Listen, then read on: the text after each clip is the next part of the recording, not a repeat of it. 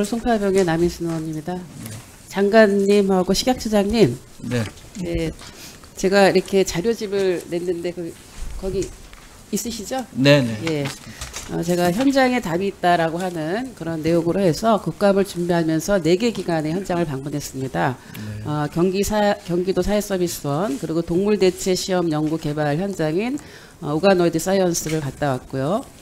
그리고 정신병원에서 비강압 치료를 정말 노력하고 있는, 실천하고 있는 천주의 성료한병원을 갔다 왔고요. 그리고 통합돌봄 현장에 광주 다음 통합돌봄 현장을 다녀왔습니다.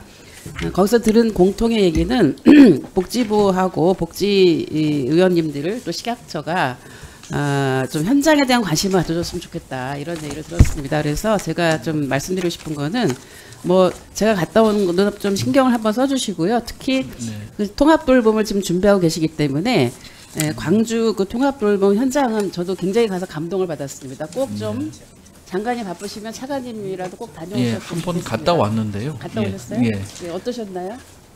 저는 뭐 이렇게 그 의원님처럼 간담회는 못했지만은 그 서비스를 실제 받고 있는 분한테 한번 가봤거든요. 네. 근데 좀 또 저한테 건의하는 사항도 있고 그래서 좀 보완할 사항이 있다, 이렇게 생각이 듭니다. 그거는 제가 좀 이따가 또 따로 질문을 할 거기 때문에요. 네. 저희들도 물론 현장이 굉장히 중요하다고 생각을 하고 있고 그렇지만 집행하는 그런 정부 부처에서도 항상 현장을 좀 가서 목소리를 많이 좀 기울여 주시기를 네. 다시 한번 네, 부탁을 더 드립니다. 노력하겠습니다. 소장님도 그렇게 하시겠습니까? 네, 현장의 의견 계속 수렴하겠습니다. 동물대체 시험법을 올해는 꼭 제정을 해서 추진해야 되거든요. 네, 의원님, 의원실과 좀 예. 열정을 가져주십시오. 네, 네, 의원님 협의하겠습니다. 네. 장관님. 네. 예, 의료대란 책임에 대해서 뭐 계속 국정감사 기간에 얘기를 했었고, 사실 오늘이 보건의료 재난 위기경보 그 레드 단계로 한 이제가 8개월 지났습니다. 예, 8개월 지났는데 비상진료 체계를 가동하고 있죠. 너무 사실 힘듭니다. 그래서 뭔가 저는 이 논의를 처음 시작할 때부터 장관님께서 굉장히 그래도 의지를 갖고 뭐 전공의 문제 해결하겠다, 뭐 여러 가지로 얘기를 하셨어요. 또 근데 지금 어제 보니까는 10월 18일 날 의사국시 실기시험 합격자가 266명입니다. 내년에 이거 어떻게 하실 겁니까? 예, 그 단기적으로 신규 의사 배출에 영향이 있는 건 사실입니다. 근데 지금 현재 빨리 전공의 분들이 돌아오시고 의대생들이 수업에 복귀하는 것이 가장 필요한 거기 때문에 의료개혁 과제를 착실히 추진하면서 또 대화를 또 언제 돌아온다고 보고 계세요? 어떻게 대화를 해보신 결과 네. 언제쯤 예상하고 있어요? 네. 저희는 이제 올해는 틀렸다고 보고 있거든요.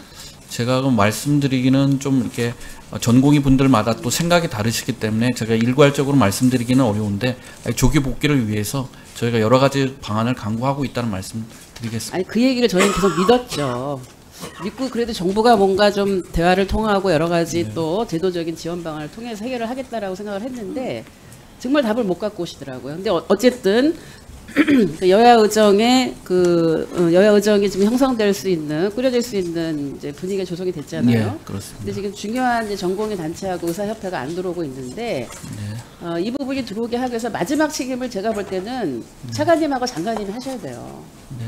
책임을 지시는 모습을 확실하게 보여주셔야 됩니다. 그래서 이 테이블이 완성될 수 있도록 해서 의료 대란이 이제는 해결의 시점으로 가는 그런 방향으로 가야 되지 않겠습니까? 네, 더 노력하겠습니다. 더 노력한다는 그런 얘기가 안 돼. 지금 굉장히 중요한 시점입니다. 네. 그래서 정말 두 분이 지금 우리 이 의료 문제는 지금 뭐 1, 2년의 문제가 아니잖아요. 앞으로 10년, 20년을 바라보는 문제이기 때문에 네. 어쨌든 오늘 의원님들이 많은 충원을 할 텐데요. 그 부분에 대해서 정말 다시 한번 심사숙고하시기 바랍니다. 네, 알겠습니다. 네, 그리고 의료개혁 방향에 대한 부분도 제가 좀 말씀드릴 텐데요. 제가 의료개혁은 우리가 다 해야 된다고 얘기를 하고 있지만 이제 정부가 구상하고 있는 건 상당히 공급자 중심이다라고 보고 있습니다. 그래서 국민과 환자 중심으로 가야 된다고 생각을 하고 있고요. 최근에 제주도에서 건강주치 제도를 도입한다는 얘기는 들으셨죠? 예, 들었습니다. 뭐 혹시 여기는 뭐 잘 하는 거라고 생각하고 있는데 정부는 어떻게 생각하시나요? 전국민 주치 제도에 대해서? 1차 의료 강화 필요성에 공감이 됩니다. 네. 근데 이제 제주형 이제 특정 지역에서 이렇게 하는 것은 저희가 건보 수가로 지원하기는 조금 어려운 측면이 있고요. 다만 이 그 시범 사업이 그 취지대로 추진될 수 있도록 재정 지원하는 방안을 강구해 보겠습니다. 네, 적극 강구해 주시고요. 네.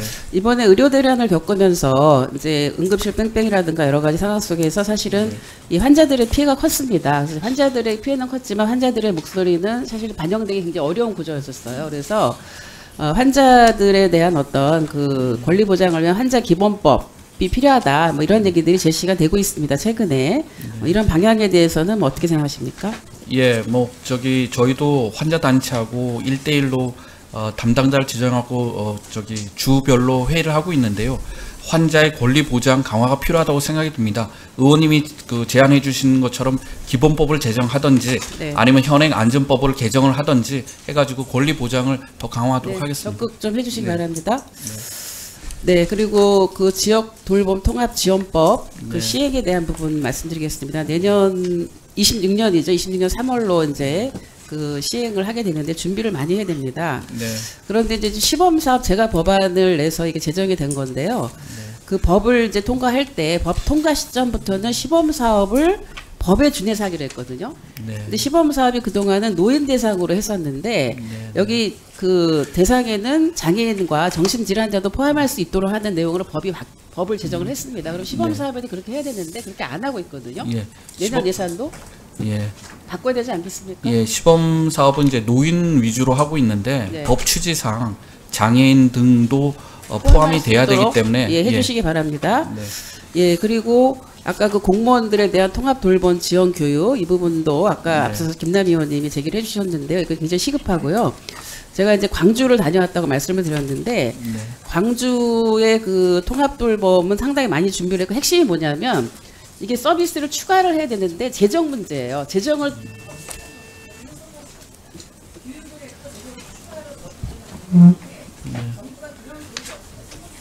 네.